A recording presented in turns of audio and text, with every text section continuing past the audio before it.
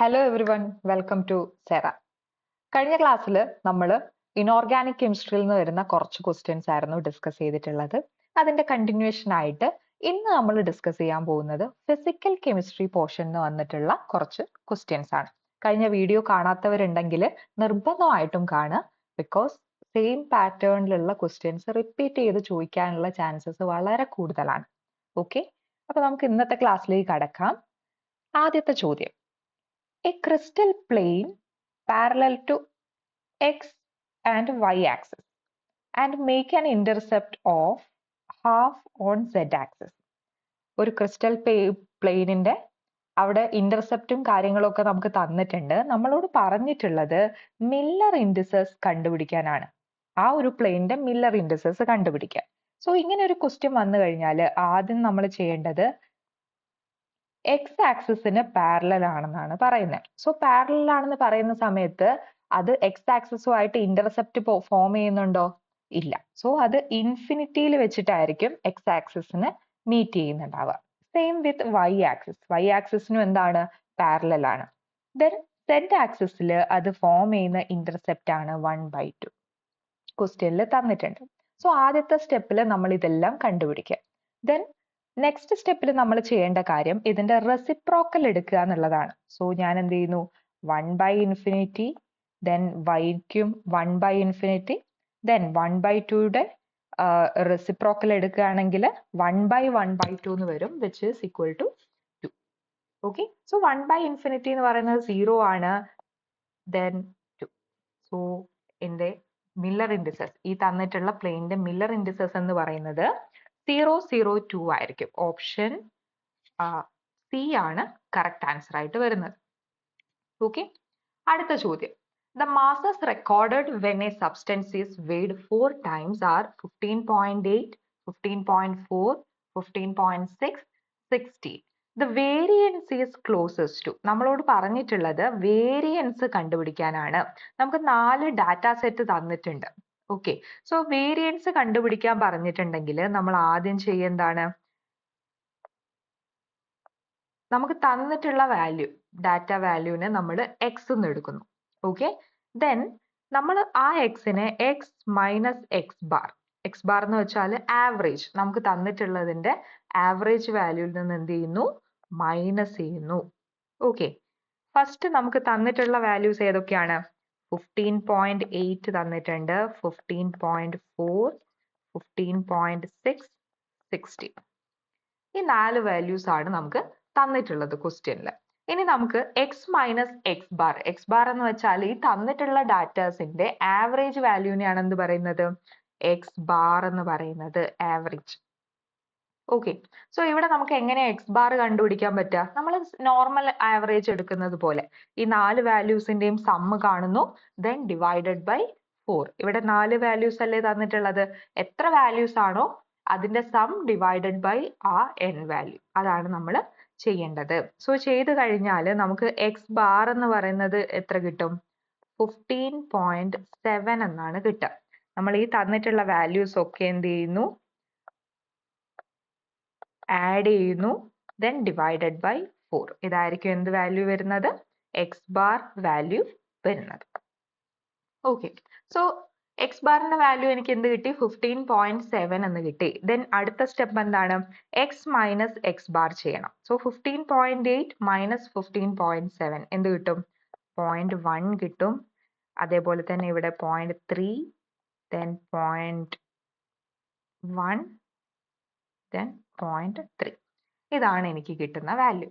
Okay, then next സ്റ്റെപ്പിൽ ഞാൻ ചെയ്യുന്നത് ഈ കിട്ടിയിട്ടുള്ള വാല്യൂവിന്റെ സ്ക്വയർ എടുക്കുന്നു, which means X minus X bar square. So 0.1ന്റെ സ്ക്വയർ എന്ന് പറയുന്നത് 0.01 ആണ്, 0.09, 0.01, ദെൻ 0.09. ഓക്കെ, ഇങ്ങനെ കിട്ടിക്കഴിഞ്ഞാൽ നമ്മൾ ഇനി എന്താ ചെയ്യേണ്ടത്? ഈ വാല്യൂസിന്റെ ഒക്കെ സം എടുക്കുക. ഓക്കെ, സം എടുത്തു കഴിഞ്ഞാൽ എന്താ നമുക്ക് കിട്ടുന്നത്? 0.2 എന്ന് കിട്ടും. സോ വേരിയൻസ് എന്റെ ഇക്വേഷൻ എന്ന് പറയുന്നത് variance equal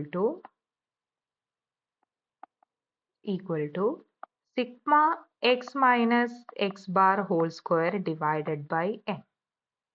okay, so x minus X bar whole square അതിന്റെ സമ്മേഷൻ ആണ് ഞാൻ ഇവിടെ ചെയ്തിട്ടുള്ളത്. അപ്പൊ എനിക്ക് എന്ത് കിട്ടി? 0.2 എന്നാണ് വാല്യൂ കിട്ടുന്നത്. സോ 0.2 ഡിവൈഡഡ് ബൈ എത്ര വാല്യൂസ് ഉണ്ട്? 4. So 0.2 divided by 4 which is equal to 0.05. Okay, so option B ആണ് കറക്റ്റ് ആൻസർ ആയിട്ട് വരാം. ഓക്കെ, അടുത്ത ചോദ്യം. The packing fraction of a body centered cubic lattice. BCC ആണ് ചോദിച്ചിട്ടുള്ളത്. ബോഡി സെന്റേർഡ് എന്ന് വെച്ചാൽ BCC ലാറ്റിസിനെയാണ് നമ്മൾ എന്ത് പറയുന്നത്? ബോഡി സെന്റേർഡ് ക്യൂബിക് ലാറ്റിസ് എന്ന് പറയുന്നത്. സോ പാക്കിംഗ് ഫ്രാക്ഷൻ ആണ് ചോദിച്ചിട്ടുള്ളത്. പാക്കിംഗ് ഫ്രാക്ഷൻ നിങ്ങൾ ഓർത്ത് വെക്കണം. BCCക്ക് പാക്കിംഗ് ഫ്രാക്ഷൻ ആയിട്ട് വരുന്നത് 68% ആണ് ഫോർ BCC. ആൻഡ് FCC ആണെങ്കിൽ അവിടെ 74% ആണ് വരുന്നത്. ദെൻ സിമ്പിൾ ക്യൂബിക് ആണെങ്കിൽ അവിടെ 52% ആണ് വരുന്നത്. സോ ഈ പെർസെൻറ്റേജിൽ നമ്മൾ പറയുകയാണെങ്കിൽ ഇതിനെ നമ്മൾ പാക്കിംഗ് എഫിഷ്യൻസി എന്നാണ് പറയാം. Packing efficiency. Okay, then decimal ആയിട്ട് നമ്മൾ പറയുകയാണെങ്കിൽ അവിടെ നമ്മൾ പാക്കിംഗ് ഫ്രാക്ഷൻ എന്നാ പറയാം. ഓക്കെ, സോ BCCയുടെ പാക്കിംഗ് ഫ്രാക്ഷൻ എന്ന് പറയുന്നത് എത്രയായിരിക്കും? 0.68. FCC ആണെങ്കിൽ 0.74. ദെൻ സിമ്പിൾ ക്യൂബിക് ആണെങ്കിൽ 0.52. ഓക്കെ, സോ ഇവിടെ നമ്മളോട് BCC ആണ് ചോദിച്ചിട്ടുള്ളത്. സോ 0.68. ഓപ്ഷൻ സി ആണ് കറക്റ്റ് ആൻസർ ആയിട്ട് വരും. ഇനി നിങ്ങൾക്ക് ക്വസ്റ്റ്യനിൽ വേണമെങ്കിൽ ചോദിക്കാം ഏത് ക്യൂബിക് ലാറ്റിസിനാണ് മാക്സിമം എന്തുള്ളത്? പാക്കിംഗ് ഫ്രാക്ഷൻ അല്ലെങ്കിൽ പാക്കിംഗ് എഫിഷ്യൻസി ഉള്ളത്. എന്നിട്ട് ഓപ്ഷനിൽ തരാം BCC, FCC ഒക്കെ തന്നു കഴിഞ്ഞാൽ ഈ വാല്യൂസ് അറിയാമെങ്കിൽ നമുക്ക് ഏതിനായിരിക്കും കൂടുതൽ വരിക, അല്ലെങ്കിൽ ഇൻക്രീസിങ് ഓർഡർ, ഡിക്രീസിങ് ഓർഡർ, ആ രീതിയിലൊക്കെ എഴുതാൻ പറ്റും. സോ ഇത് വളരെ ഇമ്പോർട്ടന്റ് ആണ്. ഈ വാല്യൂസ് നോട്ട് ചെയ്ത് വെക്കണം. ഓക്കെ, അടുത്ത ചോദ്യം. Which of the following gives the relation between solubility of a gas to its pressure? ഒരു ഗ്യാസിന്റെ സൊല്യൂബിലിറ്റിയും അതിന്റെ പ്രഷറും ഇത് രണ്ടും തമ്മിൽ റിലേറ്റ് ചെയ്യുന്ന ഇക്വേഷൻ ഏതാണെന്നാണ് ചോദിച്ചിട്ടുള്ളത്. ഓസ്വാൾഡ്സ് ലോ ആണോ, ഹെൻറീസ് ലോ ആണോ, റോൾസ് ലോ ആണോ, ഡിസ്ട്രിബ്യൂഷൻ ലോ ആണോ എന്നുള്ളത്. ഓക്കെ, സോ നമ്മൾ solubility which is directly proportional to the partial pressure of the gas applied on the surface of the liquid. Okay, ഇത് പറയുന്നത് ഹെൻറീസ് ലോ ആണ്. So Henry's ലോന്റെ statement എന്ന് പറയുന്നത് solubility എന്താണ്? പാർഷ്യൽ പ്രഷറിന് ഡയറക്ട്ലി പ്രൊപ്പോർഷണൽ ആണ്. Then ഈ proportionality ഒഴിവാക്കാൻ വേണ്ടിയിട്ട് നമുക്ക് എന്ത് ഇൻട്രൊഡ്യൂസ് ചെയ്യാം? ഒരു കോൺസ്റ്റന്റ് ഇൻട്രൊഡ്യൂസ് ചെയ്യാം which is known as Henry's constant. So Henry's constant into P. ഇതാണ് അതിന്റെ മാത്തമാറ്റിക്കൽ സ്റ്റേറ്റ്മെന്റ് വരെ. ഓക്കെ, അടുത്ത ചോദ്യം. Which one of the following shows maximum osmotic pressure? Maximum osmotic pressure ഏതാണ് കാണിക്കുക എന്നാണ് ചോദ്യം. In water. വാട്ടർ എന്ന് പറയുന്നത് ഒരു എന്താണ്? സോൾവെന്റ് ആണ്. ഓക്കെ, സോ ഓസ്മോട്ടിക് പ്രഷർ എന്ന് കേട്ട് കഴിഞ്ഞാൽ തന്നെ നിങ്ങൾക്ക് ആദ്യം ഓർമ്മ വരേണ്ട കാര്യം ഓസ്മോട്ടിക് പ്രഷർ ഒരു കോളിഗേറ്റീവ് പ്രോപ്പർട്ടി ആണ്. ഓക്കെ, കോളിഗേറ്റീവ് പ്രോപ്പർട്ടി ആണ്. സോ കോളിഗേറ്റീവ് പ്രോപ്പർട്ടി എന്ന് വെച്ചാൽ എന്താണ്? ഒരു കോളിഗേറ്റീവ് പ്രോപ്പർട്ടീസ് എന്ന് വെച്ചാൽ നമ്പറിനെ മാത്രം ഡിപ്പെൻഡ് ചെയ്യുന്ന പ്രോപ്പർട്ടീസിനെയാണ് നമ്മൾ എന്ത് പറയുന്നത്?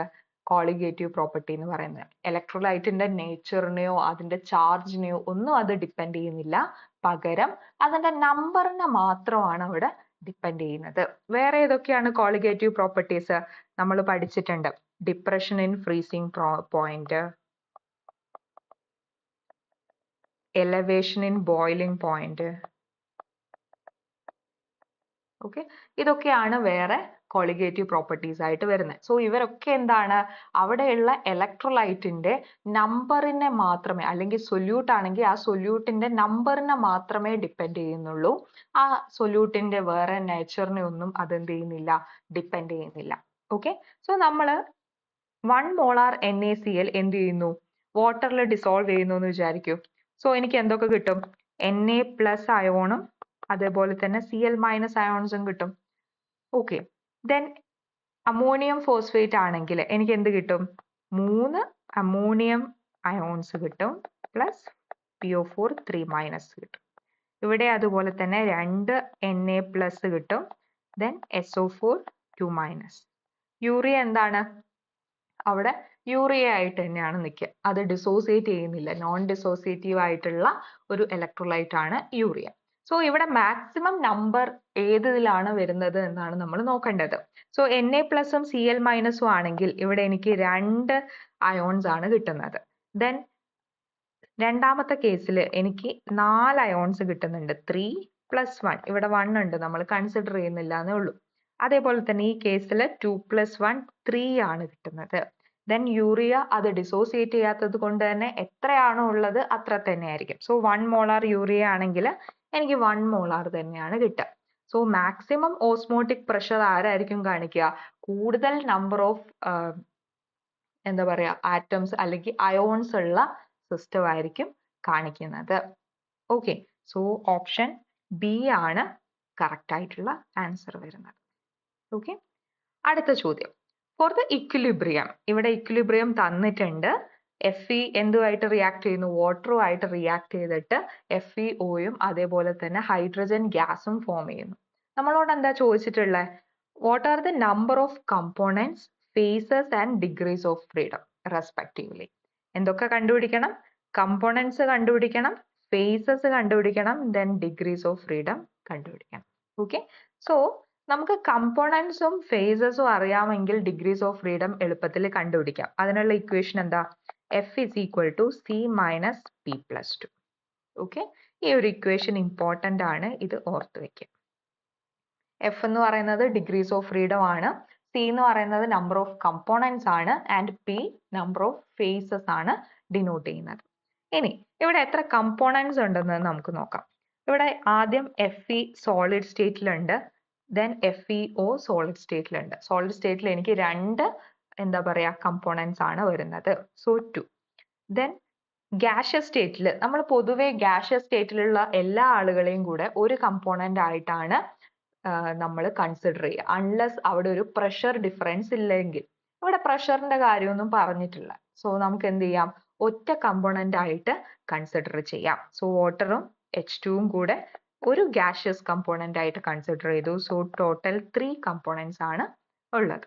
അതേപോലെ തന്നെ ഫേസിന്റെ കേസിലും 2 സോളിഡ് ഫേസുകൾ ഉണ്ട്, Feയും FeOയും. ദെൻ ഒരു ഗ്യാഷ്യസ് ഫേസ് ആണുള്ളത്, H2Oയും H2ഉം കൂടെ ചേർന്നിട്ട് ഒരു ഗ്യാഷ്യസ് ഫേസ് ആണുള്ളത്. So total number of phases എത്രയാണ്? 3 ആണ്.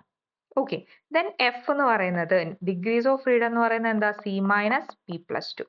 C is equal to 3 ആണെന്ന് കിട്ടി, ഫേസസും 3 ആണ്, plus 2. So degrees of freedom എന്താണ്?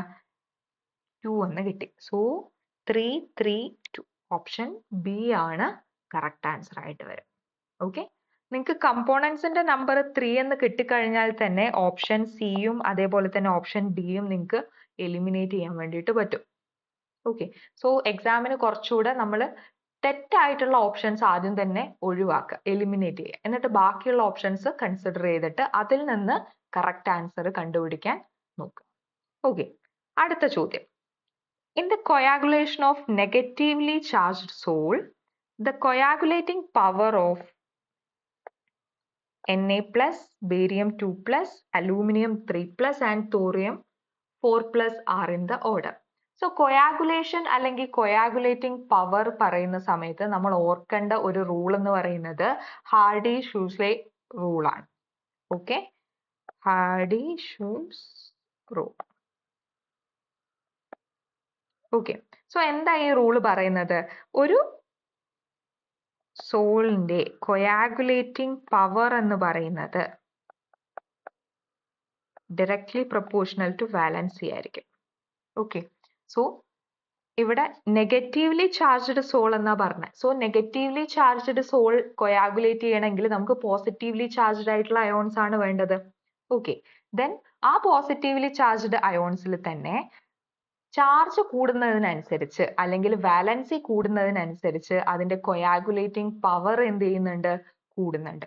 ഓക്കെ, സോ ഇവിടെ തോറിയം 4+ ആയിരിക്കും മാക്സിമം കൊയാഗുലേറ്റിംഗ് പവർ ഉണ്ടാവുക, ബിക്കോസ് അവിടെ 4+ ആണ് വാലൻസി വരുന്നത്.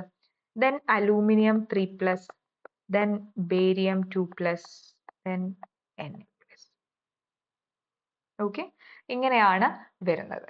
Same goes with negatively charged ions. Positively charged sol ആണെങ്കിൽ, സോൾ പോസിറ്റീവ് ആണെങ്കിൽ നമ്മുടെ അയോൺസ് എന്തായിരിക്കണം? നെഗറ്റീവ് ആയിരിക്കണം. അപ്പോൾ അവിടെയും കൊയാഗുലേറ്റിംഗ് പവർ കൂടുതലുള്ള ആൾ ആർക്കായിരിക്കും?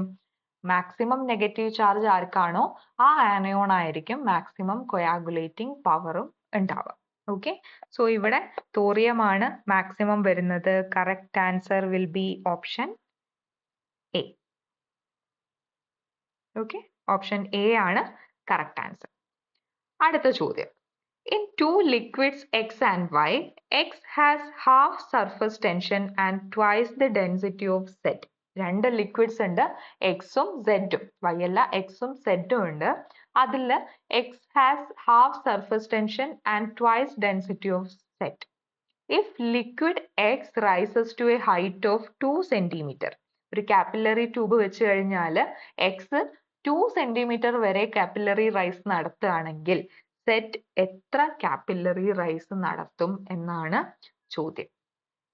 ഓക്കെ, ഇവിടെ നിങ്ങൾ ഓർക്കേണ്ട ഇക്വേഷൻ എന്ന് പറയുന്നത് gamma is equal to rho g h divided by 2r. ഓരോന്നും എന്താണെന്ന് അറിയാലോ. ഗാമ എന്ന് പറയുന്നത് സർഫസ് ടെൻഷൻ ആണ്, റോ എന്ന് പറയുന്നത് ഡെൻസിറ്റി ആണ്, ജി എന്ന് പറയുന്നത് എന്താ? Acceleration due to gravity. Then H height, എത്ര ഹൈറ്റ് വരെയാണ് കാപ്പിലറി റൈസ് നടന്നിട്ടുള്ളത്. ദെൻ ആർ എന്ന് പറയുന്നത് ആ ഒരു കാപ്പിലറി ട്യൂബിന്റെ റേഡിയസ്, അതാണ് ഡിനോട്ട് ചെയ്യുന്നത്. ഓക്കെ, സോ ഇവിടെ എനിക്ക് രണ്ട് ലിക്വിഡ്സ് ആണുള്ളത്, എക്സും സെഡും. ഓക്കെ, ഇവിടെ ദെൻ എക്സിലും സെഡിലും വരുന്ന സമയത്ത് ഞാൻ ആദ്യത്തതിന്റെ സർഫസ് ടെൻഷനെ ഞാൻ ഗാമ 1 എന്ന് എടുത്തു. അതെത്രയാണ്? ഗാമയാണ്.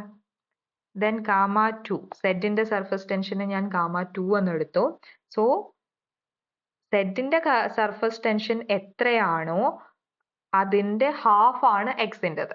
സോ എക്സിൻ്റെത് ഗാമയാണെങ്കിൽ ഇത് എന്തായിരിക്കും? 2 ഗാമ. ദെൻ ഇവിടെ ഞാൻ റോ എന്ന് എടുത്തു, ഡെൻസിറ്റി റോ 1.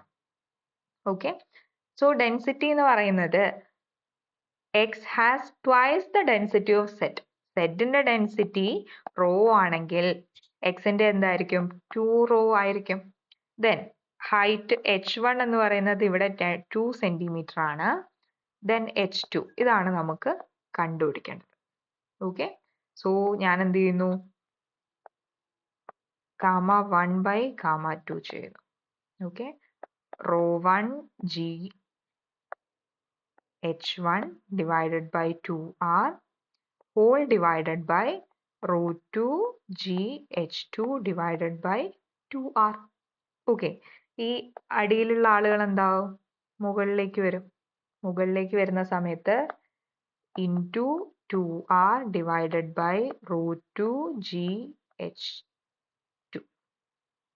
ഓക്കെ, നമുക്ക് ആരെയൊക്കെ ക്യാൻസൽ ചെയ്യാം? 2r ക്യാൻസൽ ചെയ്യാം, ജിയും ജിയും ക്യാൻസൽ ചെയ്യാം. അപ്പൊ എന്ത് കിട്ടി? Rho 1 h1 divided by rho 2 h2.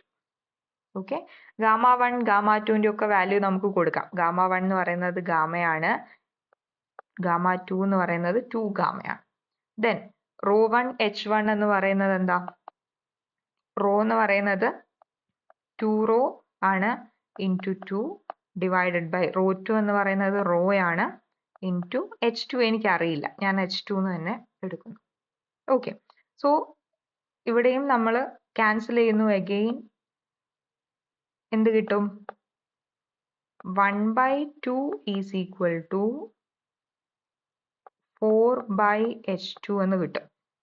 Okay, ഇങ്ങനെ കിട്ടിക്കഴിഞ്ഞാൽ എനിക്ക് h2 കണ്ടുപിടിക്കാമല്ലോ. h2 is equal to 4 into 2 which is equal to 8 centimeter. Option B ആണ് കറക്റ്റ് ആൻസർ ആയിട്ട് വരുന്നത്. ഈ ഒരു ഇക്വേഷൻ വളരെ ഇമ്പോർട്ടൻ്റ് ആയിട്ടുള്ള ഇക്വേഷൻ ആണ്. ഇത് ഓർത്ത് വെക്കണം. ഇത് വെച്ചിട്ട് പ്രോബ്ലംസ് ചോദിക്കാറുണ്ട്. അടുത്ത ചോദ്യം. Real gases approaches ideal behaviour. എപ്പോഴാണ് റിയൽ ഗ്യാസസ് ഐഡിയൽ ബിഹേവിയർ എത്തുന്നത് അല്ലെങ്കിൽ കാണിക്കുന്നത് എന്നാണ് ചോദ്യം. സോ ഓർത്ത് വെക്കുക, law പ്രഷറിലും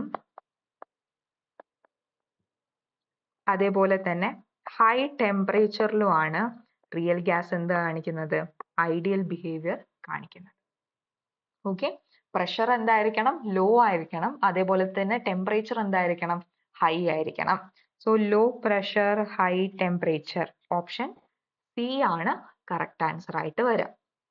then last question, NH3 gas is more easily liquefied than N2. എൻ്റെ കയ്യിൽ അമോണിയ ഗ്യാസ് ഉണ്ട്, അതേപോലെ തന്നെ N2 ഗ്യാസ്, നൈട്രജൻ ഗ്യാസ് ഉണ്ട്. അപ്പൊ ഇത് രണ്ടും ലിക്വിഫൈ ചെയ്യുന്ന സമയത്ത് അമോണിയ ഗ്യാസ് എന്ത് ചെയ്യുന്നു, പെട്ടെന്ന് ലിക്വിഫൈഡ് ആവുന്നു than N2. The correct relationship of van der Waals constant A and B is. A and B എന്ന് പറയുന്നത് എന്താ, വാൻ ഡെർ വാൾസ് കോൺസ്റ്റന്റ് ആണ്. നമുക്കറിയാം റിയൽ ഗ്യാസിന്റെ ഇക്വേഷൻ എന്ന് പറയുന്നത് P plus AN²/V² into V minus NB equal to nRT. ഇതാണ് van der Waals equation അല്ലെങ്കിൽ റിയൽ ഗ്യാസ് ഇക്വേഷൻ എന്ന് പറയുന്നത്. ഇവിടെ A എന്ന് പറയുന്നത് എന്താ, പ്രഷർ കറക്ഷൻ ആണ്. ഓക്കെ, പ്രഷർ കറക്ഷന് വേണ്ടിയിട്ടുള്ള ടേം ആണ് എന്ത്, A എന്ന് പറയുന്നത്. A എന്താ ഡിനോട്ട് ചെയ്യുന്നത്, ആ ഒരു മോളിക്യൂളിലെ ഇന്റർ മോളിക്യുലാർ ഫോഴ്സസ് ആണ് ഡിനോട്ട് ചെയ്യുന്നത്. സോ A ഡിനോട്ട്സ് എന്താണ്, ഇന്റർ മോളിക്യുലാർ ഫോഴ്സസ്.